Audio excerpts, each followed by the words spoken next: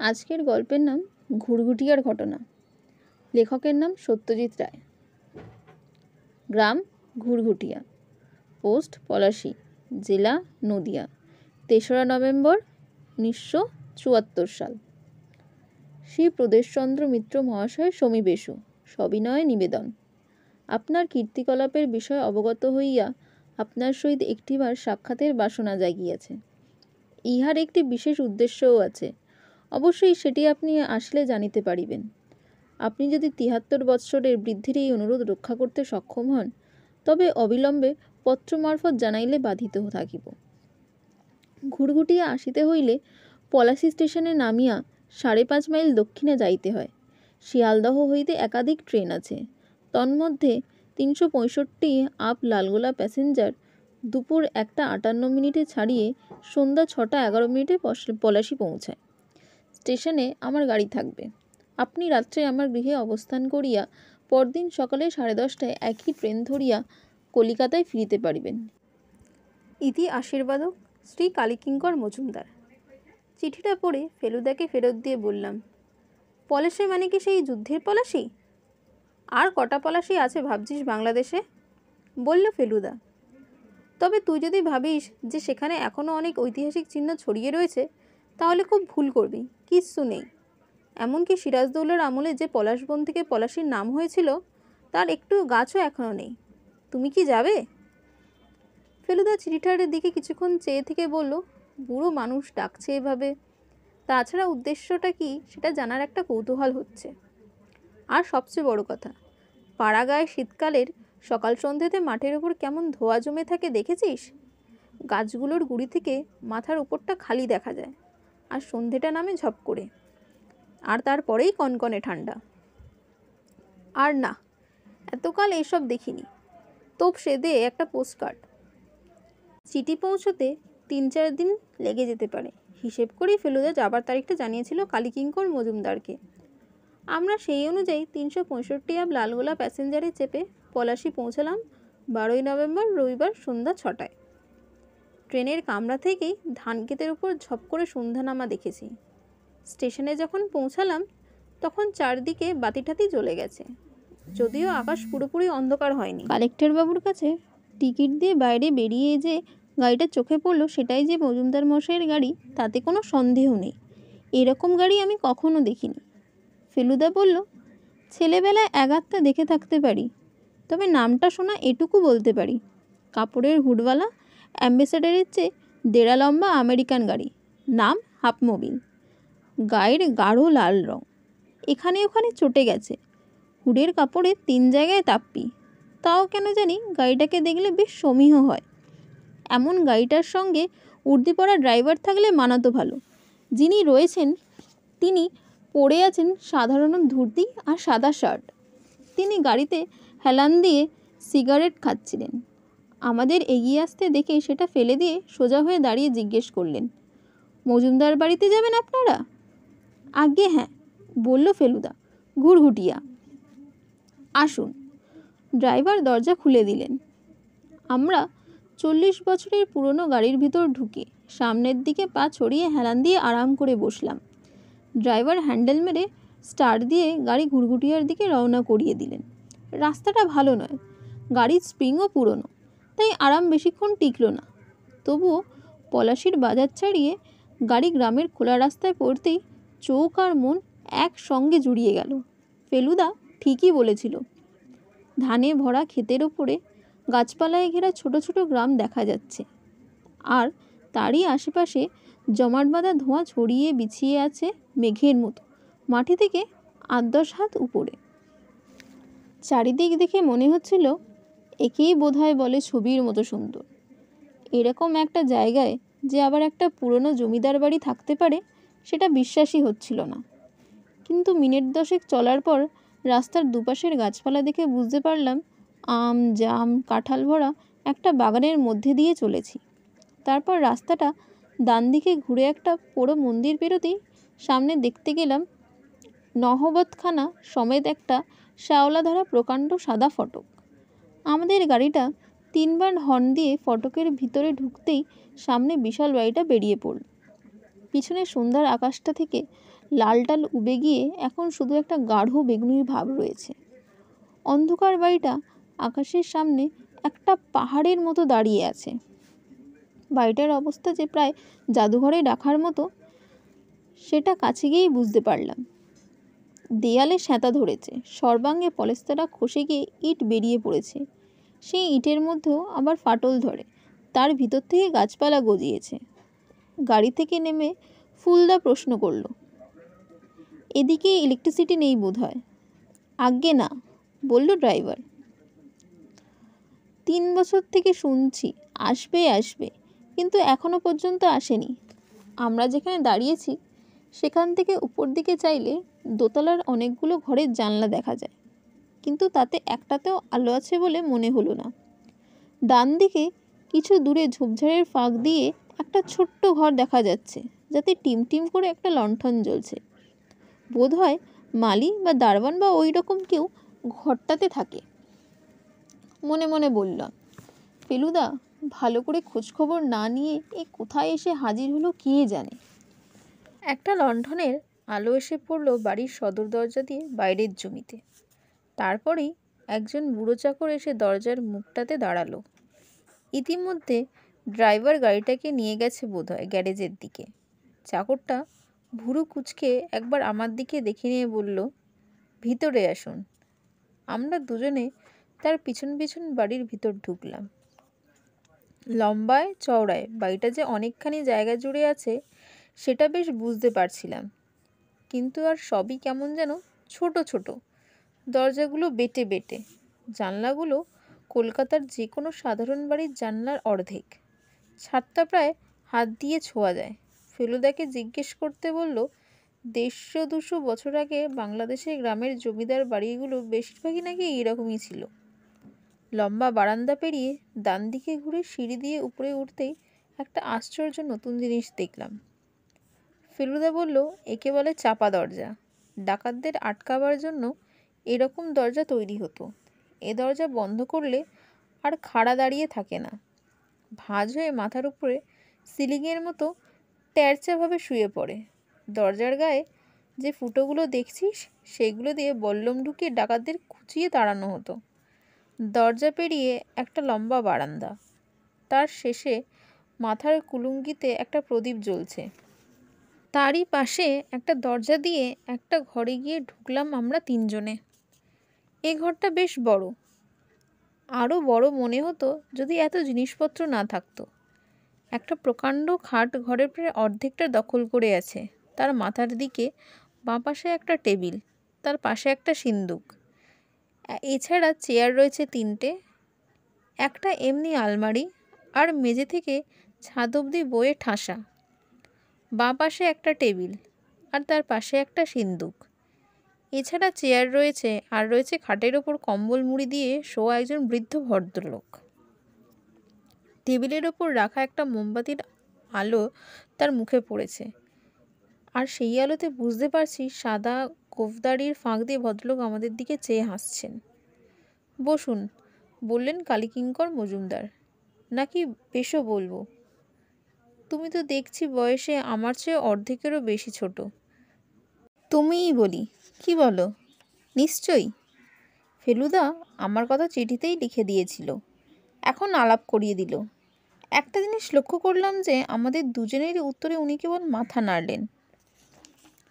খাটের সামনেই 2টো পাশাপাশি চেয়ারে বসলাম আমরা দুজনে। চিঠিটা পেয়ে কৌতূহল হয়েছিল নিশ্চয়ই। ভদ্রলোক হালকা হেসে জিজ্ঞাসা করলেন, না হলে আর এতদূর আসি? বেশ বেশ। মজুমদার মশাই সত্যিই খুশি হয়েছেন, এটা বেশ বোঝা যাচ্ছিল। না এলে আমি দুঃখ পেতাম, মনে করতাম তুমি দাম্ভিক, আর তাছাড়া তুমিও একটা পাওনা থেকে বঞ্চিত হতে।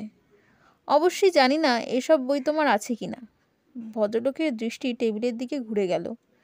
4টে মোটা মোটা বই রাখা রয়েছে মোমবাতির পাশে। ফেলুদা উঠে গিয়ে বইগুলো নেড়ে চেড়ে দেখে বলল, সর্বনাশ, এই যে দেখছি সবই দুষ্প্রাপ্য বই, আর প্রত্যেকটা আমার পেশা সম্পর্কে। আপনি নিজে কি কোনো কালে? না। ভদ্রলোক হেসে বললেন, আমি নিজে কোনোদিন গোয়েন্দাগিরি করিনি। ওটা বলতে পারো আমার যুবা বয়সের একটা শখ বা হবি। আজ থেকে 52 বছর আগে আমাদের পরিবারে একটা খুন হয়, পুলিশ লাগানো হয়। ম্যালকম বলে এক সাহেব গোয়েন্দা খুনি ধরে দেয়। সেই ম্যালকমের সঙ্গে কথাবার্তা বলে আমার গোয়েন্দাগিরি সম্পর্কে কৌতূহল হয়। তখনই এইসব বই কিনি। সেই সঙ্গে অবশ্যই গোয়েন্দা কাহিনী পড়ারও খুব শখ হয়। এমিল গ্যাব্রিওর নাম শুনেছ? হ্যাঁ হ্যাঁ, উৎসাহের সঙ্গে বলে উঠল ফেলুদা। ফরাসি লেখক, প্রথম ডিটেকটিভ উপন্যাস লেখেন। মাথা নেড়ে বললেন কালীকিঙ্কর মজুমদার। তার সবকটা বই আমার আছে। আর তাছাড়া এডার অ্যালেন পো, কোনান ডয়েল, এ তো আছেই। বই যা কিনেছি তার সবই 40 বছর বা তার আগের। তার চেয়ে বেশি আধুনিক কিছু নেই আমার কাছে। আজকাল অবশ্যই এই লাইনের কাজ অনেক বেশি অগ্রসর হয়েছে। অনেক সব নতুন বৈজ্ঞানিক উপায় আবিষ্কার হয়েছে। তবে তোমার বিষয়ে যেটুকু জেনেছি তাতে মনে হয় তুমি আরও সরলভাবে, প্রধানত মস্তিষ্কের ওপর নির্ভর করে কাজ করছো, আর বেশ সাকসেসফুলি করছো। কথাটা ঠিক বলেছি কি? সাকসেসের কথা জানি না, তবে পদ্ধতি সম্বন্ধে যেটা বললেন সেটা ঠিক। সেটা জেনেই আমি তোমাকে ডেকেছি। ভদ্রলোক একটু থামলেন। ফেলুদা নিজের জায়গায় ফিরে এসেছে। মোমবাতির স্থির শিখাটার দিকে কিছুক্ষণ চেয়ে থেকে কালীকিঙ্করবাবু বললেন, আমার যে শুধু 70-এর উপর বয়স হয়েছে তা নয়, আমার শরীরও ভালো নেই।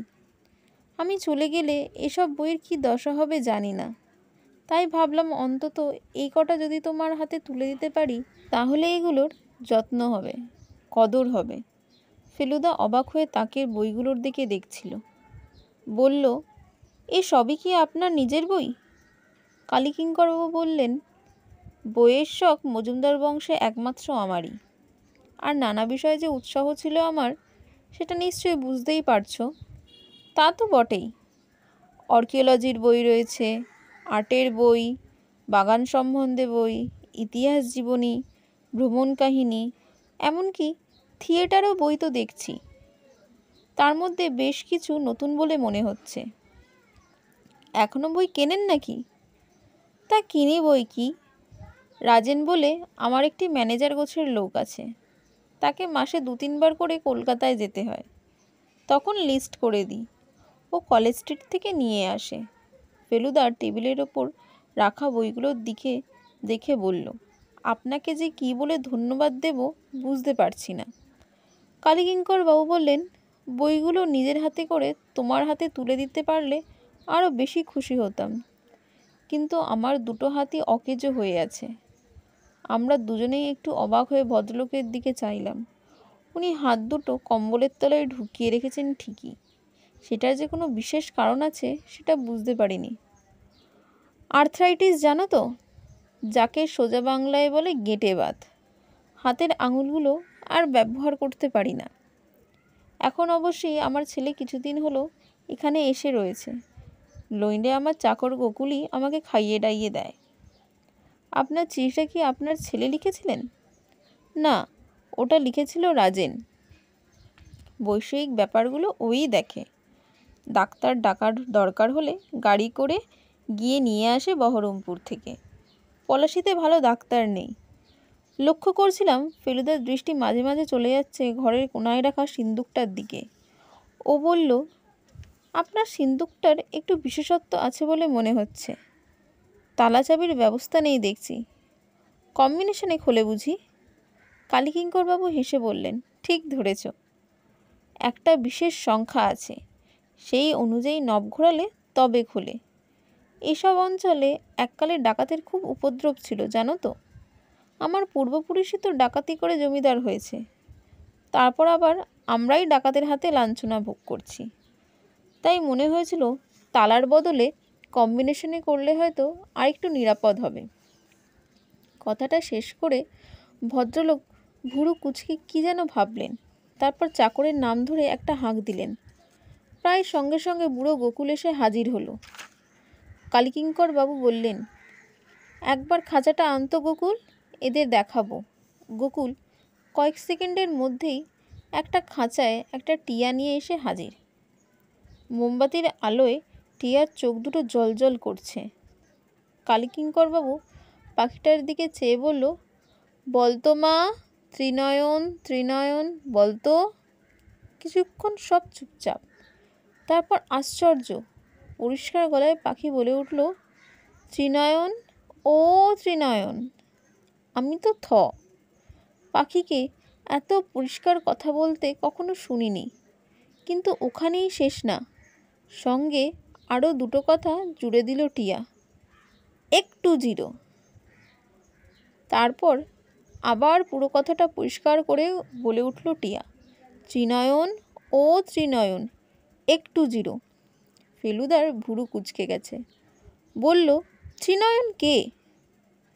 কালীকিঙ্করবাবু হো হো করে হেসে উঠে বললেন, সেটি বলবো না তোমাকে, শুধু এইটুকু বলবো যে যেটা বলেছে সেটা হলো একটা সংকেত।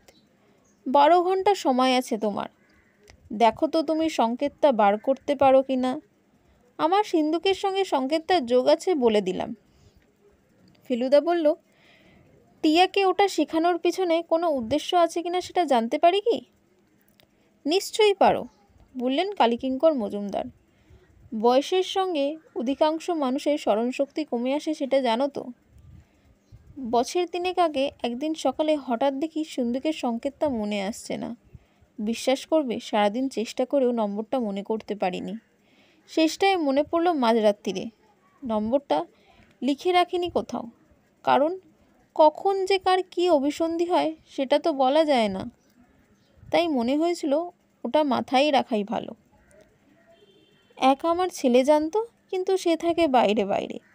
তাই পরদিনই একটা টিয়া সংগ্রহ করে নম্বরটা একটা সাংকেতিক চেহারা দিয়ে পাখিটাকে পড়িয়ে দিই। এখনও মাঝে মাঝে সংকেতটা বলে ওঠে। অন্য পাখি যেমন বলে রাধাকিষণ বা ঠাকুর ভাত দাও। ফেলুদা সিন্দুকটার দিকে দেখছিল। হঠাৎ ভ্রুকুটি করে চেয়ার ছেড়ে উঠে এগিয়ে গেল সেটার দিকে। তারপর ফিরে এসে টেবিলের ওপর থেকে মোমবাতিটা তুলে নিয়ে আবার ফিরে গেল সিন্দুকটার দিকে। কি দেখছো ভাই? বললেন কালীকিঙ্কর বাবু। তোমার ডিটেকটিভের চোখে কিছু ধরা পড়ল নাকি? ফেলুদা সিন্দুকের সামনেটা পরীক্ষা করে বলল, আপনার সিন্দুকের দরজার ওপর কিঞ্চিত বল প্রয়োগ করা হয়েছে বলে মনে হয়। বোধহয় কেউ দরজাটা খুলতে চেষ্টা করেছিল। কালীকিঙ্করবাবু গম্ভীর হয়ে গেলেন। তুমি এ বিষয়ে নিশ্চিত? ফেলুদা মোমবাতিটা আবার টেবিলের ওপর রেখে বলল, ঝাড়পোছ করতে গিয়ে এরকম দাগ পড়বে বলে মনে হয় না, কিন্তু এ ধরনের ঘটনার কোনো সম্ভাবনা আছে কি সেটা আপনিই ভালো বলতে পারবেন। কালীকিঙ্করবাবু একটু ভেবে বললেন, বাড়িতে লোক বলতে আমি, গোকুল, রাজেন, আমার ড্রাইভার মণিলাল, ঠাকুর আর মালি। আমার ছেলে বিশ্বনাথ দিন 5 হলো এসেছে। ও থাকে কলকাতায়, ব্যবসা করে। আমার সঙ্গে যোগাযোগ বিশেষ নেই। এবারে এসেছে, ওই যা বললাম, অসুখের খবর পেয়ে। গত সোমবার সকালে আমার বাগানের বেঞ্চিটায় বসেছিলাম। ওঠার সঙ্গে সঙ্গে চোখে অন্ধকার দেখে আবার বেঞ্চিতেই পড়ে যাই। রাজেন পলাশি থেকে বিশ্বনাথকে ফোন করে দেয়। ও পরদিনই ডাক্তার নিয়ে চলে আসে। মনে হচ্ছে একটা ছোটোখাটো হার্ট অ্যাটাক হয়ে গেল। যাই হোক, আমার এমনিতেও আর বেশি দিন নেই সেটা আমি জানি। এই শেষ কটা দিন কি সংশয়ের মধ্যে কাটাতে হবে। আমার ঘরে ঢুকে ডাকাত আমার সিন্দুক ভাঙবে? ফেলুদা কালীকিঙ্করবাবুকে আশ্বাস দিল, আমার সন্দেহ নির্ভুল নাও হতে পারে। হয়তো সিন্দুকটা যখন বসানো হয়েছিল তখনই ঘষাটা লেগেছিল। দাগগুলো টাটকা না পুরনো সেটাই মোমবাতির আলোতে বোঝা যাচ্ছে না। কাল সকালে আর একবার দেখব। আপনার চাকরটি বিশ্বাসী তো? গোকুল আছে প্রায় 30 বছর। আর রাজেনবাবু? রাজেনও পুরনো লোক, মনে তো হয় বিশ্বাসী। তবে ব্যাপারটা কি জানো, আজ যে বিশ্বাসী, কাল সে যে বিশ্বাসঘাতকতা করবে না এমন তো কোনো গ্যারেন্টি নেই। ফেলুদা মাথা নেড়ে কথাটায় সায় দিয়ে বলল, যাই হোক, গোকুলকে বলবেন একটু দৃষ্টি রাখতে। আমার মনে হয় না চিন্তার কোনো কারণ আছে। যাক, কালীকিঙ্করবাবুকে খানিকটা আশ্বস্ত বলে মনে হলো। আমরা উঠে পড়লাম। ভদ্রলোক বললেন, গোকুল তোমাদের ঘর দেখিয়ে দেবে। লেপ, কম্বল, তোশক, বালিশ, মশারি সব কিছুর ব্যবস্থা আছে। বিশ্বনাথ একটু বহরমপুরে গেছে, এই ফিরল বলে। ও এলে তোমরা খাওয়া দাওয়া করে নিও। কাল সকালে যাওয়ার আগে যদি চাও তো আমার গাড়িতে করে আশেপাশে একটু ঘুরে নিও। যদিও দ্রষ্টব্য বলে খুব একটা কিছু আছে তা নয়। ফেলুদা টেবিলের ওপর থেকে বইগুলো নিয়ে এলো। গুড নাইট করার আগে কালীকিঙ্করবাবু আর একবার হেয়ালির কথাটা মনে করিয়ে দিলেন। ওটা সমাধান করতে পারলে তোমাকে আমার গ্যাব্রিওর সেটটা উপহার দেব। গোকুল আমাদের সঙ্গে নিয়ে দুটো বারান্দা পেরিয়ে আমাদের ঘর দেখিয়ে দিল। আগে থেকেই ঘরে একটা লণ্ঠন রাখা ছিল। সুটকেস আর হোল্ডলও দেখলাম ঘরের এক কোণে রাখা হয়েছে। কালীকিঙ্করবাবুর ঘরের চেয়ে এই ঘরটা ছোট হলেও জিনিসপত্র কম থাকাতে হাঁটা চলার জায়গাতে একটু বেশিই মনে হচ্ছে। ফর্সা চাদর পাতা খাটের ওপর বসে ফেলুদা বলল, সংকেতটা মনে পড়ছে তপসে? এই রে, ত্রিনয়ন নামটা মনে আছে, কিন্তু সমস্ত সংকেতটা জিজ্ঞাসা করে ফেলুদা প্যাচে ফেলে দিয়েছে। পারলি না তো? ঝোলা থেকে আমার খাতাটা বার করে সংকেতটা লিখে ফেল। গ্যাব্রিওর বইগুলোর ওপর বেঝায় লোভ হচ্ছে। খাতা পেন্সিল নিয়ে বসার পর ফেলুদা বলল, আর আমি গোটা গোটা অক্ষরে লিখে ফেললাম, ত্রিনয়ন ও ত্রিনয়ন একটু জিরো। লিখে নিজেরই মনে হলো, এ আবার কীরকম সংকেত? এর তো মাথা মুন্ডু কিছুই বোঝা যায় না। ফেলুদা এর সমাধান করবে কি করে? ফেলুদা এদিকে বিছানা ছেড়ে উঠে গিয়ে জানলা খুলে বাইরে দেখছে। জ্যোৎস্না রাত, বোধহয় পূর্ণিমা। আমি ফেলুদার পাশে গিয়ে দাঁড়ালাম। এটা বাড়ির পিছন দিক। ফেলুদা বলল, একটা পুকুর টুকুর গোছের কিছু আছে বলে মনে হচ্ছে ডান দিকটায়। ঘন গাছপালার ফাঁক দিয়ে জল চিকমিক করছে। সেটা আমিও দেখেছি। একটানা ঝিঝি ডেকে চলেছে। তার সঙ্গে এইমাত্র যোগ হলো শেয়ালের ডাক। আমার মনে হলো এত নির্জন জায়গায় এর আগে কখনো আসিনি। জানলা দিয়ে ঠান্ডা হাওয়া আসছিল। ফেলুদা পাল্লা দুটো বন্ধ করতেই একটা মোটরের আওয়াজ পেলাম। এটা অন্য গাড়ি, সেই বিশাল প্রাচীন আমেরিকান গাড়ি নয়। বিশ্বনাথ মজুমদার এলেন বলে মনে হচ্ছে, ফেলুদা মন্তব্য করল। তার মানে এবার খেতে ডাকবে। সত্যি বলতে কি, বেশ খিদে পেয়ে গিয়েছিল। একটানায় ট্রেন ধরবো বলে সকালে খেয়ে বেরিয়েছি। পথে রানাঘাট স্টেশনে অবশ্যই মিষ্টি আর চা খেয়ে নিয়েছিলাম। হয়তো এমনিতে খিদে পেত না, কারণ ঘড়িতে বলছে সবেমাত্র 8টা বেজেছে। কিন্তু এখন তো আর কিছু করবার নেই। এমনকি লণ্ঠনের আলোতে বইও পড়া যাবে না। তাই মনে হচ্ছিল খেয়ে দিয়ে কম্বলের তলায় ঢুকতে পারলে মন্দ হয় না। এতক্ষণ খেয়াল করিনি। এবার দেখলাম আমাদের ঘরের দেওয়ালে একটা ছবি রয়েছে, আর ফেলুদা সেটার দিকে চেয়ে আছে। ফটো নয়, আঁকা ছবি, আর বেশ বড়। সেটা হলো কালীকিঙ্করবাবুর পূর্বপুরুষের ছবি, তাতে কোনো সন্দেহ নেই। খালি গায়ে বসে আছেন বাবু চেয়ারের ওপর। পাকানো গোঁফ, কাঁধ অবধি লম্বা চুল, টানা টানা চোখ, আর বিরাট চওড়া কাঁধ। মুগুর ভাজা কুস্তি করা শরীর। ফিসফিস করে বলল ফেলুদা, মনে হচ্ছে ইনিই সেই প্রথম ডাকাত জমিদার। বাইরে পায়ের শব্দ। আমরা দুজনেই দরজার দিকে চাইলাম। গোকুল বাইরে একটা লণ্ঠন রেখে গিয়েছিল। তার আলোটা ঢেকে প্রথমে একটা ছায়া ঘরের মেঝেতে পড়ল, আর তারপর একটা অচেনা মানুষ চৌকাঠের বাইরে এসে দাঁড়ালো। ইনিই কি বিশ্বনাথ মজুমদার? না, হতেই পারে না।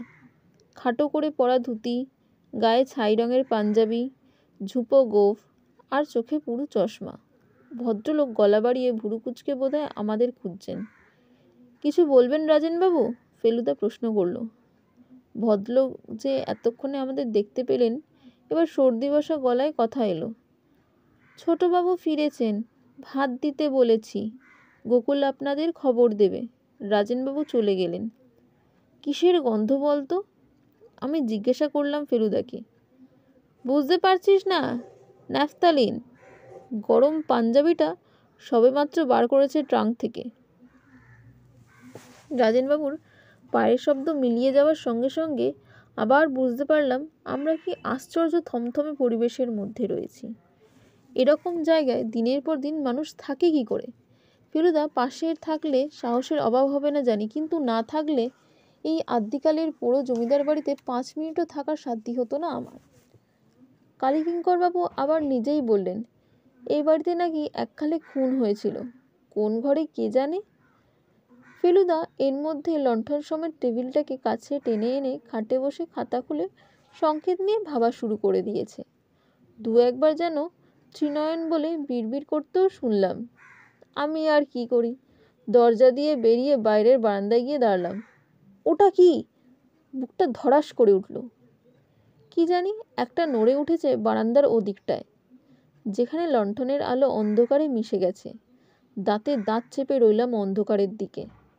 এবার বুঝলাম ওটা একটা বিড়াল, ঠিক সাদা বা কালো বিড়াল নয়, এটার গায়ে বাঘের মতো ডোরা। বিড়ালটা কিছুক্ষণ আমার দিকে একদৃষ্টে চেয়ে থেকে একটা হাই তুলে উল্টো দিকে ফিরে হেলতে দুলতে অন্ধকারের মধ্যে অদৃশ্য হয়ে গেল।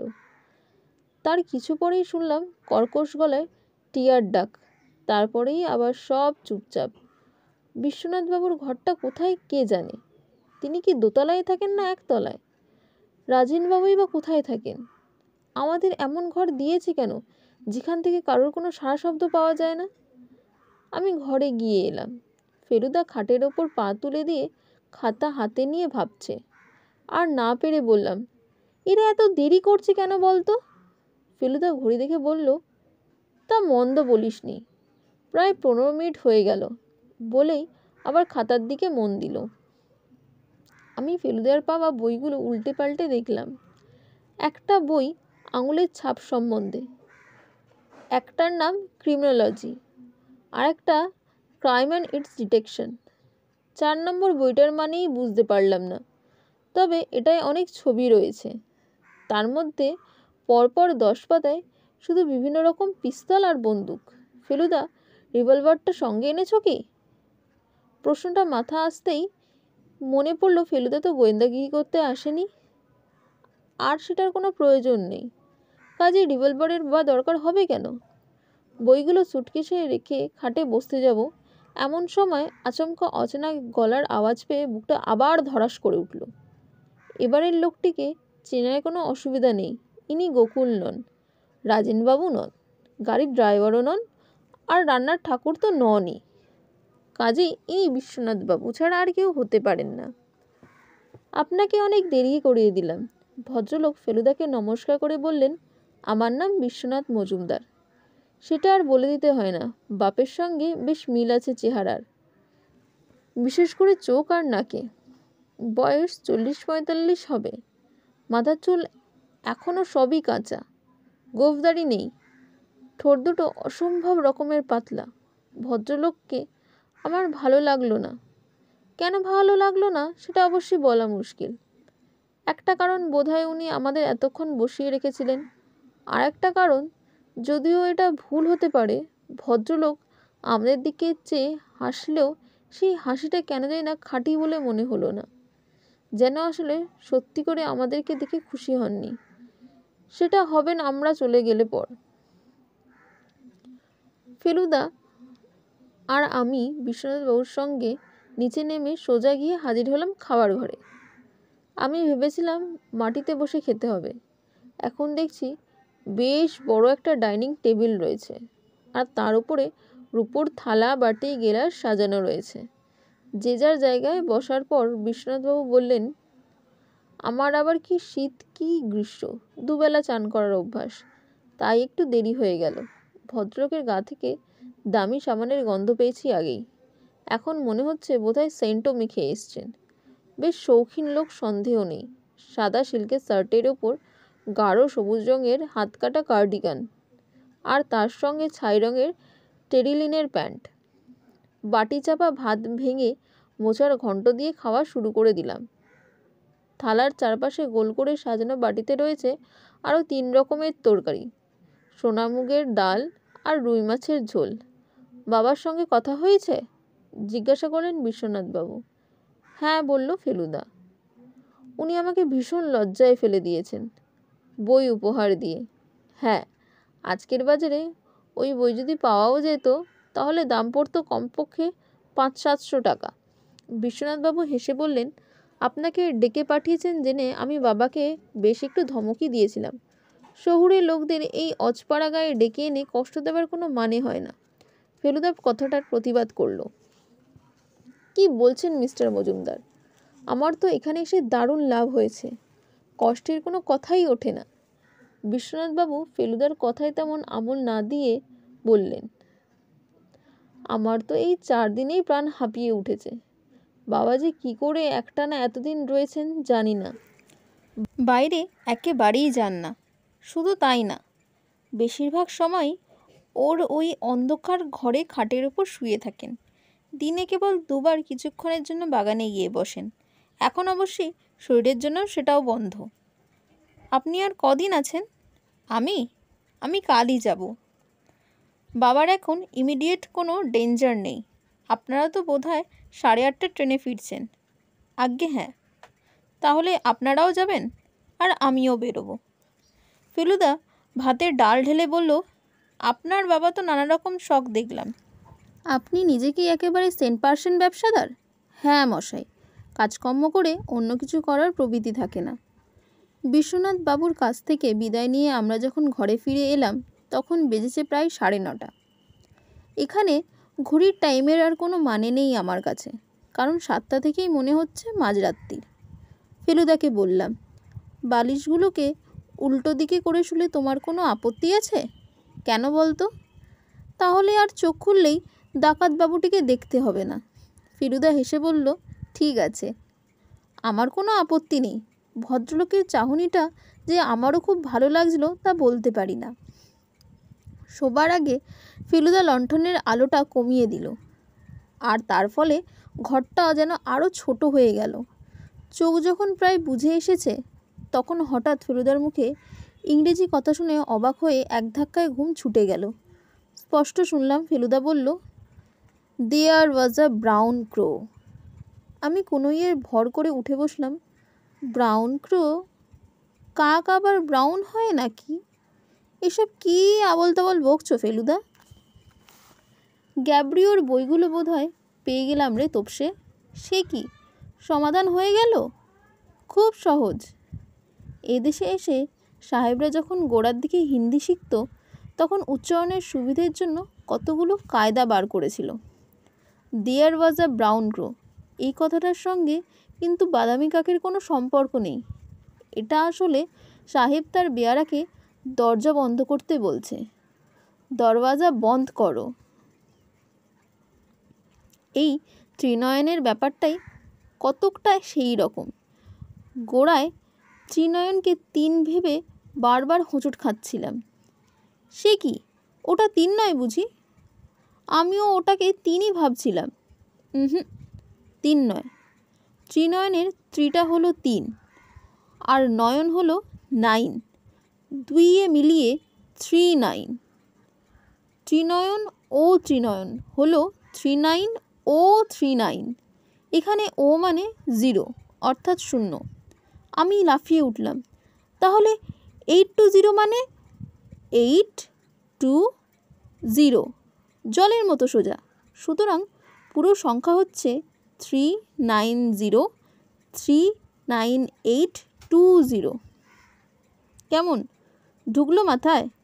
এবার ঘুমো। মনে মনে ফেলুদার বুদ্ধির তারিফ করে আবার বালিশের মাথা দিয়ে চোখ বুজতে যাব এমন সময় আবার বারান্দায় পায়ের আওয়াজ। রাজেনবাবু, এত রাত্রে ভদ্রলোকের কি দরকার? আবার ফেলুদাকে জিজ্ঞেস করতে হলো, কিছু বলবেন রাজেনবাবু? ছোটবাবু জিজ্ঞেস করলেন, আপনাদের আর কিছু দরকার লাগবে কি না? না কিচ্ছু না, সব ঠিক আছে। ভদ্রলোক যেভাবে এসেছিলেন সেইভাবেই আবার চলে গেলেন। চোখ বন্ধ করার আগে বুঝতে পারলাম জানলার খড়খড়ি দিয়ে আসা চাঁদের আলোটা হঠাৎ ফিকে হয়ে গেল, আর সেই সঙ্গে শোনা গেল দূর থেকে ভেসে আসা মেঘের গর্জন। তারপর বেলটা কোত্থেকে জানি 2 বার ম্যাও ম্যাও করে উঠল। তারপর আর কিচ্ছু মনে নেই। সকালে উঠে দেখি ফেলুদা ঘরের জানলাগুলো খুলছে। বলল, রাত্রিরে বৃষ্টি হয়েছিল, টের পাসনি? রাত্রে যাই হোক, এখন যে মেঘ কেটে গিয়ে ঝলমলে রোদ বেরিয়েছে সেটা খাটে শোয়া অবস্থাতেও বাইরের গাছের পাতা দেখে বুঝতে পারছি। আমরা ওঠার আধ ঘন্টার মধ্যেই চা এনে দিল বুড়ো গোকুল। দিনের আলোতে ভালো করে ওর মুখ দেখে মনে হলো গোকুল যে শুধু বুড়ো হয়েছে তা নয়, তার মতো এমন ভেঙে পড়া দুঃখী ভাব আমি খুব কম মানুষের মধ্যেই দেখেছি। কালীকিঙ্করবাবু উঠেছেন? ফেলুদা জিজ্ঞেস করল। গোকুল কানে কম শোনে কিনা জানি না, সে প্রশ্নটা শুনে কেমন যেন ফ্যাল মুখ করে ফেলুদার দিকে দেখল। তারপর দ্বিতীয়বার জিজ্ঞেস করতে মাথা নেড়ে হ্যাঁ বলে ঘর থেকে বেরিয়ে গেল। 7:30 নাগাদ আমরা কালীকিঙ্করবাবুর ঘরে গিয়ে হাজির হলাম। ভদ্রলোক ঠিক কালকেরই মতো বিছানায় শুয়ে আছেন কম্বলের তলায়। তার পাশের জানলাটা দিয়ে রোদ আসে বলেই বোধহয় উনি সেটাকে বন্ধ করে রেখেছেন। ঘরটা তাই সকালবেলাতেও বেশ অন্ধকার। যেটুকু আলো আছে সেটা আসছে বারান্দার দরজা দিয়ে। আজ প্রথম লক্ষ্য করলাম ঘরের দেওয়ালে কালীকিঙ্করবাবুর একটা বাঁধানো ফটোগ্রাফ রয়েছে। ছবিটা বেশ কিছুদিন আগে তোলা, কারণ তখনও ভদ্রলোকের গোঁফদাড়ি পাকতে শুরু করেনি। ভদ্রলোক বলল, গ্যাব্রিওর বইগুলো আগে থেকেই বার করে রেখেছি, কারণ আমি জানি তুমি সফল হবেই। ফেলুদা বলল, হয়েছে কি না সেটা আপনি বলবেন। 39039820, ঠিক আছে? সাব্বাস গোয়েন্দা, হেসে বলে উঠলেন কালীকিঙ্কর মজুমদার। নাও, বইগুলো নিয়ে তোমার থলির মধ্যে পুরে ফেলো, আর দিনের আলোতে একবার সিন্দুকের গায়ের দাগগুলো দেখো দেখি। আমার তো দেখে মনে হচ্ছে না ওটা নিয়ে চিন্তা করার কোনো কারণ আছে। ফেলুদা বলল, ঠিক আছে, আপনি নিশ্চিন্তে থাকলেই হলো। ফেলুদা আর একবার ধন্যবাদ দিয়ে প্রথম ডিটেকটিভ ঔপন্যাসিক লেখা বই 4খানা তার ঝোলার মধ্যে পুরে নিল। তোমরা চা খেয়েছো তো? কালীকিঙ্করবাবু জিজ্ঞেস করলেন। আজ্ঞে হ্যাঁ। ড্রাইভারকে বলা আছে, গাড়ি বার করেই রেখেছে, তোমাদের স্টেশনে পৌঁছে দেবে। বিশ্বনাথ খুব ভোরে বেরিয়ে গেছে, বলল ওর 10টার মধ্যে কলকাতায় পৌঁছতে পারলে সুবিধা হয়। রাজেন গেছে বাজারে। গোকুল তোমাদের জিনিসপত্র গাড়িতে তুলে দেবে। তোমরা কি স্টেশনে যাওয়ার আগে একটু আশেপাশে ঘুরে দেখতে চাও? ফেলুদা বলল, আমি ভাবছিলাম 10:30টার ট্রেনটার জন্য অপেক্ষা না করে এখনই বেরিয়ে পড়লে হয়তো 372 ডাউনটা ধরতে পারবো। তা বেশ তো, তোমাদের মতো শহুরে লোকেদের পল্লীগ্রামে বন্দি করে রাখতে চাই না আমি। তবে তুমি আসাতে আমি যে খুবই খুশি হয়েছি, সেটা আমার একেবারে অন্তরের কথা। কাল রাত্রিরের বৃষ্টিতে ভেজা রাস্তা দিয়ে গাড়িতে করে পলাশী স্টেশনের দিকে যেতে যেতে আমি সকালবেলার রোদে ভেজা ধান ক্ষেতের দৃশ্য দেখছি। এমন সময় শুনলাম ফেলুদা ড্রাইভারকে একটা প্রশ্ন করলো, স্টেশনে যাওয়ার কি এছাড়া আর অন্য কোনো রাস্তা আছে? আজ্ঞে না বাবু, বলল মণিলাল ড্রাইভার। ফেলুদার মুখ গম্ভীর। একবার জিজ্ঞাসা করি ও কি ভাবছে, কারণ সন্দেহের কারণ ঘটেছে কিনা। কিন্তু সাহস হলো না। রাস্তায় কাদা ছিল বলে 10 মিনিট লাগলো স্টেশনে পৌঁছতে। মাল নামিয়ে গাড়ি ছেড়ে দিলাম। ফেলুদা কিন্তু টিকিট ঘরের দিকে গেল না, মালগুলো স্টেশন মাস্টারের জিম্মায় রেখে আবার বাইরের রাস্তায় বেরিয়ে এলো।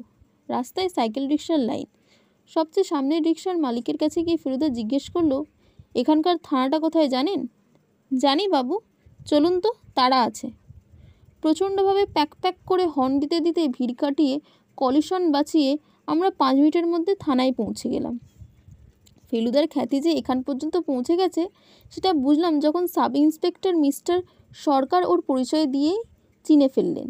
ফেলুদা বলল, ঘুরঘুটিয়ার কালীকিঙ্কর মজুমদার সম্বন্ধে কি জানেন বলুন তো? কালীকিঙ্কর মজুমদার? সরকার ভুরু কুঁচকোলেন। তিনি তো ভালো লোক বলেই জানি মশাই, 7এও নেই 5এও নেই। তার সম্বন্ধে তো কোনোদিন কোনো বদনাম শুনিনি। আর তার ছেলে বিশ্বনাথ, তিনি কি এখানেই থাকেন? সম্ভবত কলকাতায়। কেন, কি ব্যাপার মিস্টার মিত্তির? আপনার জিপটা নিয়ে একবার আমার সঙ্গে আসতে পারবেন? ঘোরতর গোলমাল বলে মনে হচ্ছে। কাদা রাস্তা দিয়ে লাফাতে লাফাতে জিপ ছুটে চলল ঘুরঘুটিয়ার দিকে। ফেলুদা প্রচণ্ড চাপা উত্তেজনার মধ্যে শুধু একটিবার মুখ খুলল, যদিও তার কথা আমি ছাড়া আর কেউ শুনতে পেল না। আর্থ্রাইটিস, সিন্দুকের দাগ, ডিনারে বিলম্ব, রাজেনবাবুর গলা ধরা, ন্যাফতালিন, সব চোখে পড়ে গেছে রে তোপসে। ফেলু মিত্তির ছাড়াও যে অনেক লোক অনেক বুদ্ধি রাখে সেটা সবসময় খেয়াল থাকে না। মজুমদার বাড়ি পৌঁছে প্রথম যে জিনিসটা দেখে অবাক লাগলো সেটা হলো একটা কালো রঙের অ্যাম্বাসেডর গাড়ি। ফটকের বাইরে গাড়িটা দাঁড়িয়ে রয়েছে, এটাই নিঃসন্দেহে বিশ্বনাথবাবুর গাড়ি। জিপ থেকে নামতে নামতে ফেলুদা বলল, লক্ষ্য করো, গাড়িটাতে কাদাই লাগেনি। এই গাড়ি সবেমাত্র রাস্তায় বেরোলো। বিশ্বনাথবাবুর ড্রাইভারও বোধহয় কারণ এই লোকটাকে আগে দেখিনি। আমাদের দেখে রীতিমতো ঘাবড়ে গিয়ে মুখ ফ্যাকাশে করে গেটের ধারে পাথরের মতো দাঁড়িয়ে রইল। তুমি এ গাড়ির ড্রাইভার? ফেলুদা প্রশ্ন করল। আজ্ঞে হ্যাঁ।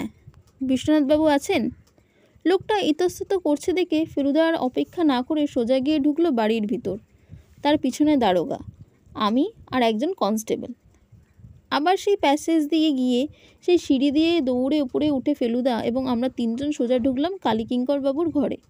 ঘর খালি, বিছানায় কম্বলটা পড়ে আছে, যা ছিল সব ঠিক তেমনিই আছে, কিন্তু মালিক নেই। সর্বনাশ, বলে উঠল ফেলুদা। সেই সুন্দরটার দিকে চেয়ে আছে, সেটা হাঁ করে খোলা, বেশ বোঝা যাচ্ছে তার থেকে অনেক কিছু বার করে নেওয়া হয়েছে। দরজার বাইরে গোকুল এসে দাঁড়িয়েছে, সে থরথর করে কাঁপছে, তার চোখে জল, দেখে মনে হয় যেন তার শেষ অবস্থা। তার উপর হুমড়ি দিয়ে পড়ে ফেলুদা বলল, বিশ্বনাথবাবু কোথায়? তিনি পিছনের দরজা দিয়ে পালিয়েছেন। দেখুন তো মিস্টার সরকার। দারোগা আর কনস্টেবল অনুসন্ধান করতে বেরিয়ে গেল। শোক গোকুল। ফেলুদা দুহাত দিয়ে গোকুলের কাঁধ দুটো শক্ত করে ধরে ঝাঁকুনি দিয়ে বলল, একটিও মিথ্যে কথা বললে তোমার হাজতে যেতে হবে। কালীকিঙ্কর বাবু কোথায়? গোকুলের চোখ যেন ঠিকরে বেরিয়ে আসছে। আগে আগে তাকে খুন করেছেন। কে? ছোটবাবু। কবে? যেদিন ছোটবাবু এলেন সেদিনই, রাত্রির বেলা। বাপ বেটায় কথা কাটাকাটি হলো। ছোটবাবু সিন্ধুকের নম্বর চাইলেন। কর্তাবাবু বললেন, আমার টিয়া জানে, তার কাছ থেকে জেনে নিও, আমি বলবো না। তারপরে আর কিছুক্ষণ পরে ছোটবাবু আর তেনার গাড়ির ডেরাইভারবাবু দুজনে মিলে গোকুলের গলা ধরে এলো। বাকিটা তাকে খুব কষ্ট করে বলতে হলো। দুজনে মিলে কর্তাবাবুর লাশ নিয়ে গিয়ে ফেললো ওই পিছনের দিঘির জলে, গলায় পাথর বেঁধে। আমার মুখ বন্ধ করেছেন ছোটবাবু প্রাণের ভয় দেখিয়ে। বুঝেছি। আর রাজেনবাবু বলে তো কোনো লোকই নেই, তাই না? ছিলেন, তবে তিনি মারা গেছেন আজ 2 বছর হয়ে গেল। আমি আর ফেলুদা এবার ছুটলাম নিচে। সিঁড়ি দিয়ে নেমে বাঁয়ে ঘুরলেই পিছনের বাগানে যাওয়ার দরজা। বাইরে বেরোনো মাত্র মিস্টার সরকারের চিৎকার শুনলাম, পালাবার চেষ্টা করবেন না মিস্টার মজুমদার, আমার হাতে অস্ত্র রয়েছে। ঠিক সেই মুহূর্তেই শোনা গেল একটা জলে ঝাঁপিয়ে পড়বার শব্দ আর একটা পিস্তলের আওয়াজ। আমরা দুজনে দৌড়ে গাছগাছড়া ঝোপঝাড় ভেঙে এগিয়ে গিয়ে দেখলাম একটা প্রকাণ্ড তেঁতুল গাছের নিচে মিস্টার সরকারের হাতে রিভলভার নিয়ে আমাদের দিকে পিছন করে দাঁড়িয়ে আছেন। তেঁতুল গাছের পরেই কালকের দেখা পুকুরটা, তার জলের বেশিরভাগই সবুজ পানায় ঢাকা। লোকটা আগেই লাফ দিয়েছে। বললেন মিস্টার সরকার, সাঁতার জানে না? গিরিশ, দেখ তো দেখি টেনে তুলতে পারো কি না। কনস্টেবল বিশ্বনাথবাবুকে শেষ পর্যন্ত টেনে তুলেছিল। এখন ছোটবাবুর দশা ওই টিয়া পাখির মতো, খাঁচায় বন্দি। সিন্দুক থেকে টাকা কড়ি গয়নাগাটি যা নিয়েছিলেন সবই উদ্ধার পেয়েছে। লোকটা ব্যবসা করতো ঠিকই, কিন্তু তার সঙ্গে জুয়া ইত্যাদি অনেক বদ অভ্যেসও ছিল, যার ফলে ইদানিং ধার দেনায় তার অবস্থা শোচনীয় হয়ে উঠেছিল। ফেলুদা বলল, কালীকিঙ্কর বাবুর সঙ্গে দেখা করার প্রায় 20 মিনিট পর রাজেনবাবু হাজির হন, আর রাজেনবাবু চলে যাওয়ার প্রায় আধ ঘন্টা পর বিশ্বনাথবাবুর সাক্ষাৎ পাই। 3 জনকে একসঙ্গে একবারও দেখা যায়নি। এটা ভাবতে ভাবতেই প্রথম সন্দেহটা জাগে, 3টে লোকই আছে তো, নাকি একজনেই পালা করে 3 জনের ভূমিকা পালন করছে। তখন অ্যাক্টিংয়ের বইগুলোর কথা মনে হলো। তাহলে কি বিশ্বনাথবাবুরই এককালে শখ ছিল থিয়েটারের? তিনি যদি ছদ্মবেশে ওস্তাদ হয়ে থাকেন, তাহলে এইভাবে এই অন্ধকার বাড়িতে আমাদের বোকা বানানো তার পক্ষে কঠিন নয়। হাতটাকে কম্বলের নিচে লুকিয়ে রাখতে হয়েছিল, কারণ নিজের হাতকে মেকআপ করে কি করে 73 বছরের বুড়োর হাত করতে হয় সে বিদ্যা তার জানা ছিল না। সন্দেহ একেবারে পাকা হলো যখন সকালে দেখলাম কাদার উপরে বিশ্বনাথবাবুর গাড়ির টায়ারের ছাপ পড়েনি। আমি কথার ফাঁকে প্রশ্ন করলাম, তোমাকে এখানে আসতে লিখেছিল কে? ফেলুদা বলল, সেটা কালীকিঙ্করবাবুই লিখেছিলেন, তাতে কোনো সন্দেহ নেই। বিশ্বনাথবাবু সেটা জেনেছিলেন। তিনি আসতে বাধা দেননি, কারণ আমার বুদ্ধির সাহায্যে তার সংকেতটা জানা প্রয়োজন হয়েছিল।